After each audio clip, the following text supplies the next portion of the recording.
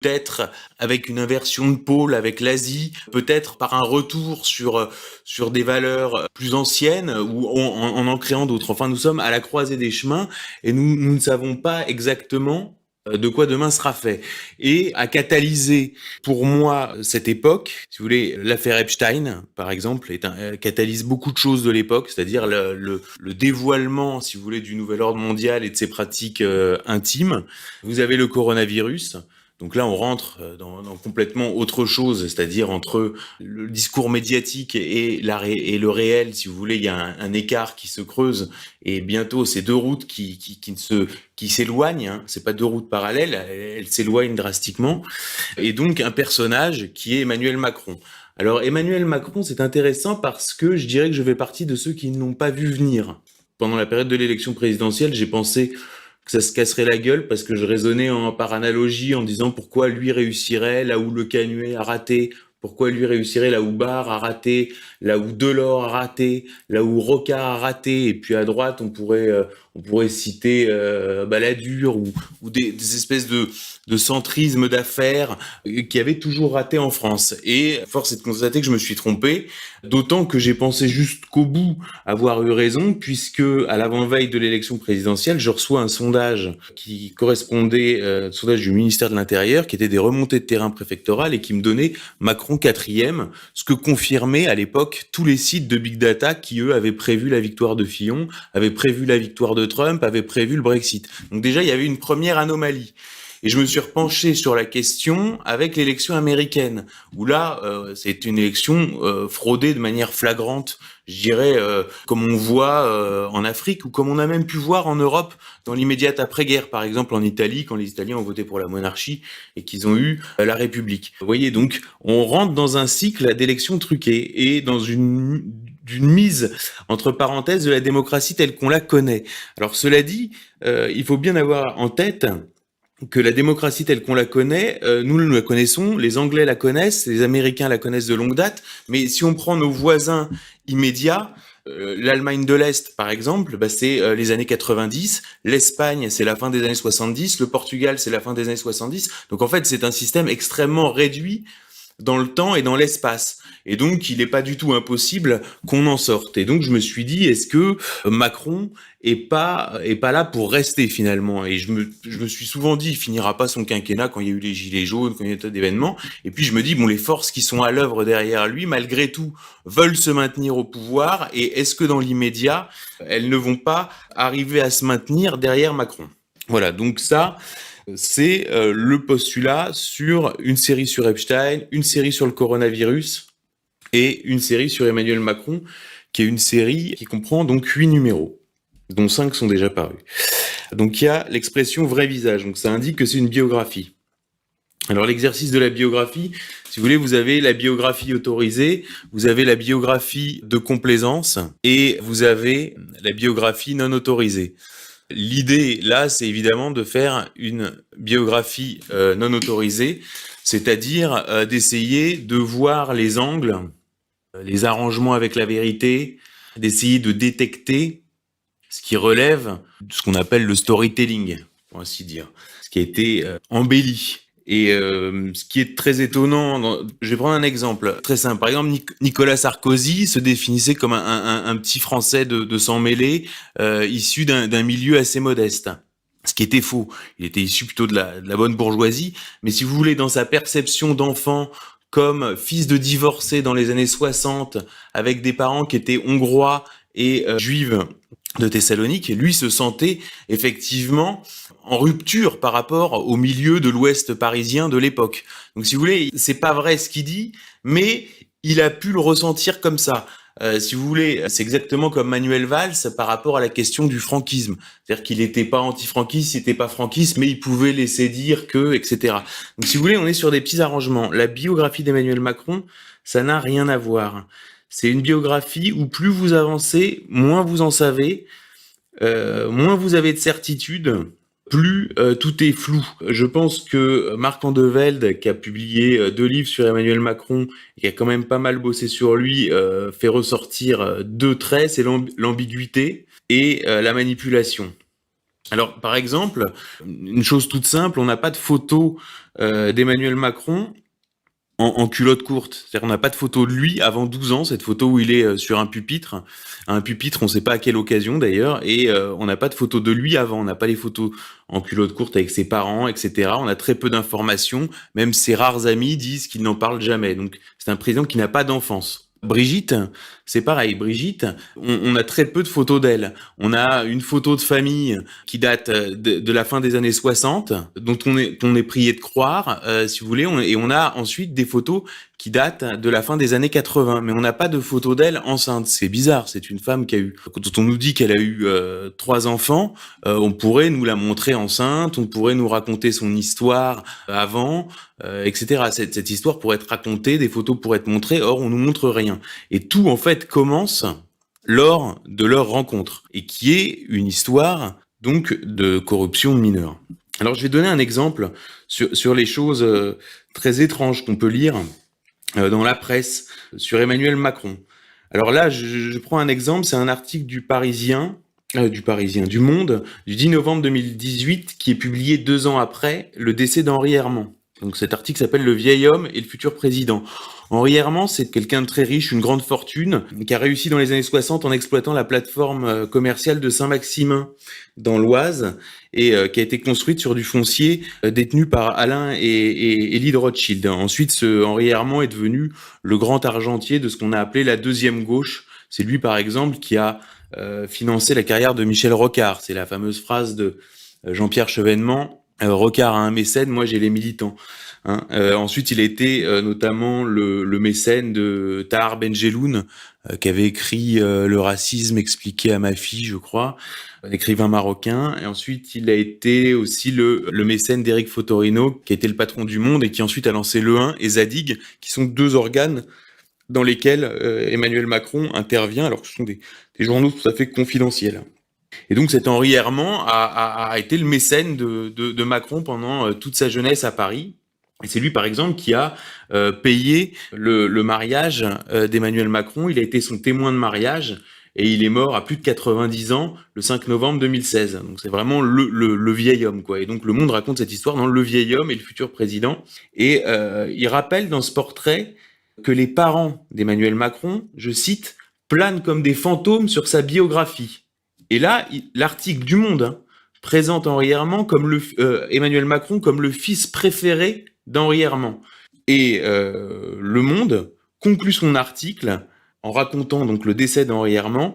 Je cite, il s'est endormi, apaisé. Son fils était venu lui dire au revoir. Fermez les guillemets. Donc là, par exemple, typiquement, on ne sait pas ce qu'on essaye de nous dire. C'est-à-dire, soit les journalistes du Monde ont des informations, soit ils en ont pas, soit ils ont entendu des bruits, ils vont pas jusqu'au bout. Enfin, vous voyez, on voit qu'il y a un problème. Par ailleurs, moi, j'ai eu des confidences de gens qui s'étaient avancés sur le fait qu'une partie de l'héritage, partie importante de l'héritage d'Henri Herman avait été perçue par Emmanuel Macron. Immédiatement, ils ont eu des courriers d'avocats pour leur dire d'arrêter immédiatement. Par exemple, Emmanuel et Brigitte Macron sont les premiers à ce niveau de responsabilité à être aussi procéduriers. Extrêmement procédurier. Voilà, donc quand je disais qu'il était pénible de travailler sur Emmanuel Macron, c'est vraiment très pénible parce que je dirais que c'est un menteur quasiment pathologique. Hein, c'est vraiment des mensonges du niveau de ceux que vous faites quand vous êtes à l'école primaire, quand vous dites, je sais pas, mon père il est cosmonaute, mon père il fait le Tour de France, mon père il joue au PSG. Enfin vraiment, c'est de ce niveau-là.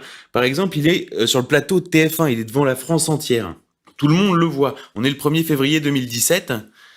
Et il parle d'Amiens et il dit ma circonscription. Ce qui est sidérant puisqu'il a jamais été élu. Tout le monde le sait, tout le monde peut le vérifier. Enfin, c'est pas grave, il le fait quand même. Il y a une vidéo, il passe sur Canal+ après les attentats du 13 novembre et il dit nos enfants étaient dans le secteur. Alors d'abord, socialement, il y a aucune chance que des membres de sa famille ou de sa belle famille, ou enfin en tout cas de son entourage y étaient. Et ensuite, il a pas d'enfants. Enfin, je veux dire, c'est extrêmement bizarre. Par exemple, tout le monde, dans le petit Paris, ce que Jean-Pierre Jouyet appelle le petit Paris, a cru jusqu'en 2012 qu'il était normalien. D'ailleurs, tous les premiers portraits d'Emmanuel Macron qu'on peut lire, c'est-à-dire avant sa nomination à l'Élysée qui est attendue, et après, et pendant tout l'été, et jusqu'à un article du Monde en octobre 2012, donc si vous voulez, il est nommé en mai 2012, et jusqu'en octobre, vous avez des portraits dans lesquels il est présenté comme normalien. Et Jean-Pierre Jouyet, d'ailleurs, écrit dans son livre « J'ai cru sincèrement qu'il était normalien ». Et il commençait ses phrases par « Pendant mes cours à Normal Sup ». Voilà. Enfin, si vous voulez, vous faites pas croire que vous avez fait le NS de la rue d'Ulm. C'est comme si vous faites pas croire que vous avez fait Polytechnique. Si vous voulez, c'est pas, je sais pas comment dire, quoi. C'est des choses sur lesquelles on ne peut pas mentir. En plus, donc il avait raté 2 fois le concours, hein. Je prends un autre exemple qui est fou, c'est sa thèse de philosophie sur l'intérêt général dirigée par Étienne Balibar. Donc la thèse, évidemment, elle a jamais existé, et Étienne Balibar, qui est un disciple d'Althusser, qui est un marxiste disciple d'Althusser. Vraiment, Macron nous prend pour des cons avec une thèse sur l'intérêt général. Il faut vraiment avoir un grain. Et donc Étienne Balibar a dit mais j'ai jamais rencontré Macron. Après il y a l'histoire évidemment qu'il était l'assistant de Paul Ricoeur.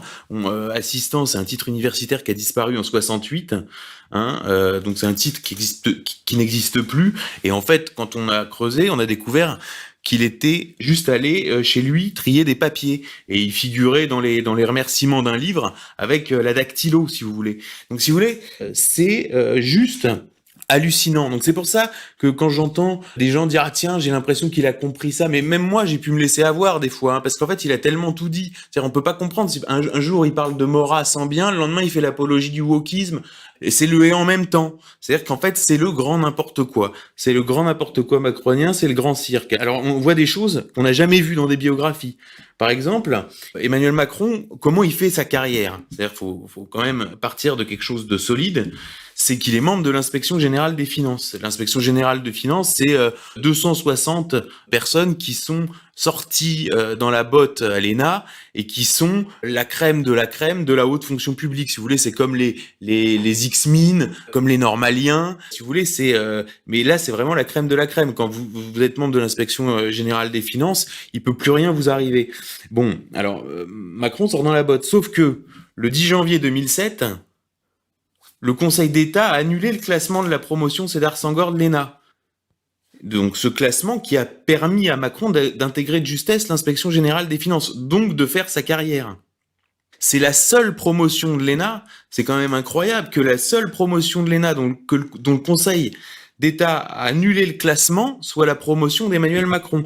Alors en plus, quand on regarde bien, c'est une promotion assez spéciale parce que c'est une promotion de fils d'eux. Alors on va avoir Marguerite Bérard-Andrieux qui est la fille de hauts fonctionnaires. On va retrouver le petit-fils de Simone Veil, des gens comme ça. Enfin voilà. Et donc Emmanuel Macron sort de cette promo, donc classement est pas validé. Donc officiellement, Emmanuel Macron, qui doit toute sa carrière au fait d'être membre de l'inspection générale des finances, n'est pas membre de l'inspection générale des finances puisque le Conseil d'État a annulé le classement. Alors cette décision n'a pas d'effet, mais on sent qu'il y a dû avoir du tirage, je dirais, au sommet de la haute fonction publique pour que ce classement soit annulé. Donc là, il y a un mystère, il y a une histoire à raconter. Alors d'ailleurs, le contre-feu a déjà été raconté. C'est l'histoire des mutins de Senghor. C'est-à-dire que là, on est prié de croire alors je sais pas, que en fait les élèves auraient demandé au Conseil d'État d'annuler le classement. Alors est-ce que ces élèves pourquoi ils ont demandé d'annuler le classement? Est-ce qu'il y a un rapport avec Emmanuel Macron? Enfin tout ça est quand même étrange. Quoi qu'il en soit, la seule promotion dont le classement a été invalidé par le Conseil d'État est la promotion d'Emmanuel Macron, celle qui lui a permis d'intégrer l'inspection générale des finances. Je poursuis. Donc Macron fait carrière à l'inspection générale des finances. Il est directement pris sous son aile par Alain Minc et Jean-Pierre Jouyet. Il occupe tout de suite des postes stratégiques au sein de l'inspection générale des finances, rentre à la commission Attali, devient rapporteur général adjoint de la commission Attali, etc. Donc là, il est dans la fonction publique. On est en 2008, septembre 2008. D'accord ? Macron entre à la banque Rothschild. Et là, fait exceptionnel, du jamais vu, il est exempté de la procédure obligatoire, c'est-à-dire le placement en disponibilité de la fonction publique, avec publication de l'arrêt signé par le ministre au journal officiel. C'est-à-dire que quand Macron rentre chez Rothschild, il ne quitte pas la fonction publique. Hein, il est donc en fait, il n'a pas quitté l'inspection générale des finances, dont d'ailleurs il est officiellement pas membre. Hein, et pendant toute la durée de son passage chez Rothschild, il n'a pas quitté la fonction publique entre 2008 et 2012. Donc quand il revient à l'Élysée comme conseiller économique, secrétaire général adjoint de l'Élysée, conseiller économique de François Hollande, il n'est pas réintégré dans la fonction publique. Et Marianne, qui a révélé l'affaire, en octobre 2014, a interrogé le président de la commission de déontologie de la fonction publique, qui dit « Je n'ai jamais vu ça ». Donc là, c'est la deuxième fois qu'on n'a jamais vu ça. Le classement, le rapport entre Rothschild et la fonction publique, etc. De la même façon, quand il revient à l'Élysée, est-ce qu'il est toujours chez Rothschild? On voit la première déposition à la Haute Autorité de Transparence pour la vie publique, qui est instaurée après l'affaire Cahuzac, où les hommes politiques doivent déclarer leur patrimoine, etc., leurs revenus, ce qui est un peu tarte à la crème. Et là, on lit dans sa déclaration de 2014, donc ça fait 2 ans officiellement qu'il a quitté la banque Rothschild, qui détient des titres ouverts dans des livres Rothschild & Co. Et là, il cite 185 parts de fonds de placement dans des PME, 31 936 €, entre parenthèses, fonds captifs proposés aux salariés de Rothschild & Co., souscription en mars 2012, etc. Donc là, vous avez un Macron qui est à l'Élysée depuis 2 ans et qui vient de rejoindre le ministère de l'économie et des finances et qui est toujours en lien d'intérêt avec Rothschild & Co. Et vous retrouvez, alors là c'est moins explicite, mais on comprend qu'en fait c'est le même fonds de placement dans la déclaration de 2016 et de 2017. Vous voyez, donc on est dans un flou absolument intégral. Et je prends que quelques exemples. Ensuite, il y a une dimension de manipulation qui est très importante. C'est-à-dire que dans le storytelling de Macron, quand il rejoint l'Élysée, on le présente comme le Mozart de la finance. Il est présenté comme le Mozart de la finance, on verra après pourquoi c'est pas vrai. Mais en tout cas, c'est un élément de langage qui a déjà été servi par le passé et qui a servi à désigner Jean-Marie Messier. Donc c'est certainement une référence. On se rappelle du crash de la Compagnie Générale des Eaux au tournant des années 2000, donc vraiment on se fout de nous, quoi. Donc c'est l'histoire du deal qui va servir à écrire cette légende du Mozart de la finance, c'est le deal Nestlé-Pfizer, qui est un deal à 12 milliards d'euros. Et en fait, ce deal aurait constitué, alors là, on n'a pas dit, on a laissé dire qu'il aurait gagné entre 1,5 et 2 millions d'euros sur ce deal. Et quand ensuite il a présenté ses déclarations, il était quasiment ruiné. Donc il y avait les 3 millions d'euros de chez Rothschild qui avaient disparu. Or, alors les gens se sont tous mis à chercher où pouvaient être les sous, etc. Les 3 millions se sont scandalisés sur les 3 millions de chez Rothschild, où ils sont passés 3 millions de chez Rothschild. Sauf que c'est vraiment prendre les gens pour des cons, parce que sur un deal comme Nestlé-Pfizer, quand vous êtes banquier, donc lui intervient comme conseiller de Peter Brabeck, c'est-à-dire le PDG de Nestlé, dans le cadre du rachat de la division nourriture infantile de Pfizer. Donc c'est un deal à 11,5 milliards. La commission pour ce type de deal pour un banquier, elle est entre 20 et 30, voire 40 millions d'euros. C'est cet ordre-là, les commissions. Vous voyez? Donc on prend vraiment les gens pour des cons. Donc il y a au moins 20 millions d'euros de commissions. Et alors là, on prend vraiment les gens pour des cons encore plus, c'est quand on consulte la fiche de deal Nestlé-Pfizer, il n'y a même pas Emmanuel Macron dessus. Parce qu'il n'y a personne dessus. Donc en fait, vous avez un mensonge à plusieurs niveaux. Ça veut dire d'abord les 3 millions de chez Rothschild, ils ont disparu. Ensuite, c'était pas 3 millions, c'était 20 millions. Et en fait, il était même pas sur le deal. Vous voyez? Donc vous avez comme ça à chaque fois que vous étudiez un pan de la biographie d'Emmanuel Macron, vous tombez sur ce genre de problème. C'est-à-dire pas 1, 2, 3, 4 couches de mensonges. Alors après, on a de la manipulation plus simple. Par exemple, en 2010, Jean-Pierre Jouyet, qui était secrétaire général de l'Élysée sous François Hollande, qui est le meilleur copain de François Hollande, qui d'ailleurs a un point commun avec Macron, c'est qu'il doit sa place à l'inspection au fait que Hollande lui ait laissé sa place à l'inspection, parce qu'Hollande a jamais été un type en fait très compétitif, et lui, bon, il voulait se contenter de la Cour des comptes, et il a dit à Jean-Pierre Jouyet, tiens, bah rejoins l'inspection, je te laisse ma place au classement, ce qu'ils appellent l'amphigarnison, c'est-à-dire le moment où ils choisissent leur corps d'affectation. Les énarques choisissent leur corps d'affectation en fonction de leur classement. Donc Jean-Pierre Jouyet peut être considéré comme le meilleur copain, sans doute avec Jean-Pierre Mignard, de François Hollande.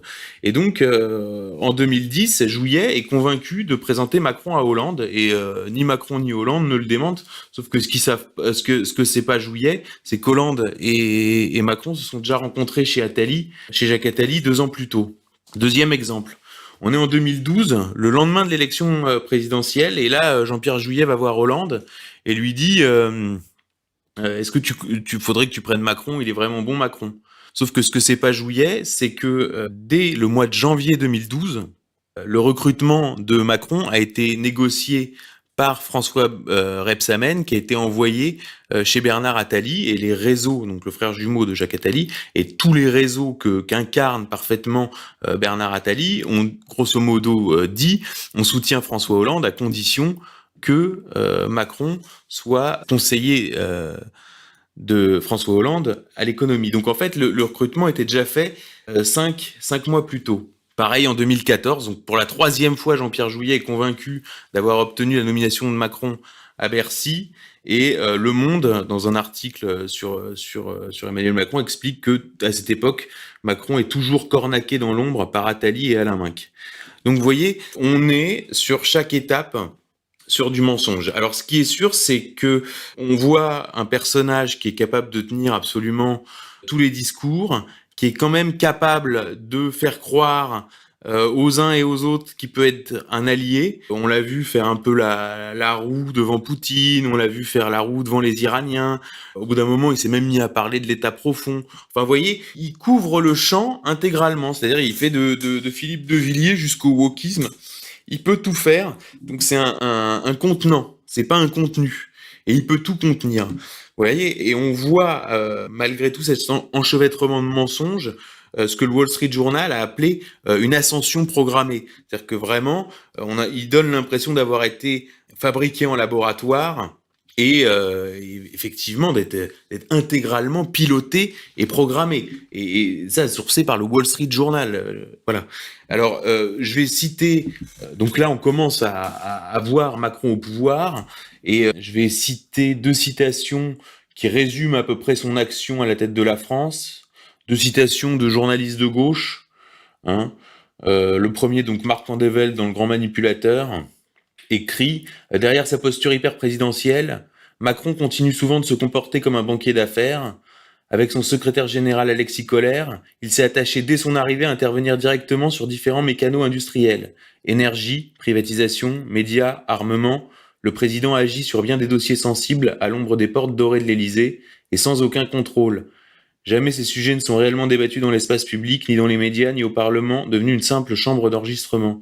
Ils sont pourtant cruciaux quant à l'avenir de la France. Ce jeune président qui promeut les va-et-vient entre public et privé, entre hautes fonctions publiques et grandes multinationales, semble particulièrement ambivalent quant à la notion d'intérêt général. Derrière les belles paroles, les beaux discours, de nombreuses décisions sont prises uniquement en fonction des intérêts de lobby. Maintenant, je cite Martine Orange, citation plus courte de Mediapart, mais qui recoupe assez bien. Elle écrit « Au-delà du cas Alstom, qui risque de revenir hanter la présidence pendant longtemps, les exemples abondent de ces opérations voulues par Emmanuel Macron qui, hasard, ont été faites au détriment des intérêts français, même quand les positions françaises étaient les plus fortes. Quand toutes les grandes manœuvres aboutissent systématiquement à dépouiller les activités de la France, il y a quelques raisons de s'étonner. » Là, c'est Mediapart, c'est pas des super nationalistes. Hein, vous voyez, donc il y a quand même un vrai problème, et on voit par ailleurs, alors bon, je suppose que vous le voyez dans votre entourage, que c'est très compliqué de rencontrer quelqu'un qui est macroniste. C'est-à-dire que même quand vous avez autour de vous, par exemple, des boomers, CSP+, en retraite et qui devraient être le cœur électoral de Macron, bah même eux il y a quelque chose de presque épidermique. Et pourtant, on nous vend des sondages où Macron aurait 50% de popularité, ce qui est complètement incroyable. Et là, on repense à l'élection américaine, où en fait, et même à l'élection de 2017, où en fait, les sondages n'ont plus comme fonction que d'habituer le grand public au résultat qui leur sera servi au soir d'élections, je dirais, truquées et de scrutins dignes de républiques bananières. Voilà. Alors maintenant, il y a 2 termes dans le titre de cette conférence que je dois définir, qui sont les termes pacte de corruption et corruption de mineurs. Alors, le pacte de corruption, ça fait référence à Olivier Marleix, qui est un député LR qui a mené une commission d'enquête parlementaire très importante sur la politique menée par Emmanuel Macron en matière industrielle, notamment dans l'affaire Alstom. Et lui a expliqué, je cite dans Le Monde, se questionner très clairement sur un lien éventuel entre le rôle joué par Emmanuel Macron dans plusieurs dossiers industriels et le financement de sa campagne. Et donc en dénonçant un pacte de corruption. Alors là, je vais citer ce que c'est qu'un pacte de corruption. Donc la corruption est un comportement pénalement répréhensible par lequel une personne, le corrompu, sollicite, agrée ou accepte un don, une offre ou une promesse, des présents ou des avantages quelconques en vue d'accomplir, de retarder ou d'omettre d'accomplir un acte entrant d'une façon directe ou indirecte dans le cadre de ses fonctions. La corruption se traduit par un accord, le pacte de corruption, entre le corrompu et le corrupteur. L'existence même de cet accord est constitutive de l'infraction sans qu'il soit nécessaire de s'attacher à ses effets. Il doit néanmoins exister un lien de causalité entre l'action ou l'abstention attendue et la contrepartie dont va bénéficier le corrompu. C'est parce qu'il va obtenir quelque chose que celui-ci va agir ou s'abstenir. Voilà, donc ça c'est la définition d'un pacte de corruption. Et maintenant la définition de la corruption de mineurs. La corruption de mineurs, c'est le fait de favoriser ou de tenter de favoriser la corruption d'un mineur. Donc c'est puni de 5 ans de prison et de 75 000 euros d'amende. La peine est portée à 7 ans d'emprisonnement et 100 000 euros d'amende lorsque les faits sont commis dans les établissements d'enseignement ou d'éducation ou dans les locaux de l'administration ainsi que lors des entrées ou des sorties des élèves ou du public ou dans un temps très voisin de celle-ci aux abords de ces établissements ou locaux. La peine est portée à 10 ans d'emprisonnement et 1 million d'euros d'amende lorsque les faits ont été commis en bande organisée ou à l'encontre d'un mineur de moins de 15 ans. Voilà, donc là, on a les 2 angles qui se dégagent de la biographie d'Emmanuel Macron et qui sont 2 choses sûres, parce que y a pas beaucoup de choses sûres dans la biographie d'Emmanuel Macron, il n'y a pas beaucoup de faits établis, c'est vraiment, plus vous avancez, plus le sol se dérobe sous vos pieds, plus vous poussez les murs, moins il y a de murs porteurs, tous les murs s'effondrent, enfin il y a rien qui tient, et après vous vous mettez à creuser pour voir s'il y a des fondations, et vous les trouvez jamais. Donc c'est une bio complètement incroyable. Mais le seule chose qui est sûre, c'est qu'il y a pacte de corruption et qu'il y a corruption de mineurs. C'est les 2 seules choses de sûres. Donc c'est pour ça que sur mon vrai visage d'Emmanuel Macron, j'ai voulu avancer sur ces 2 angles.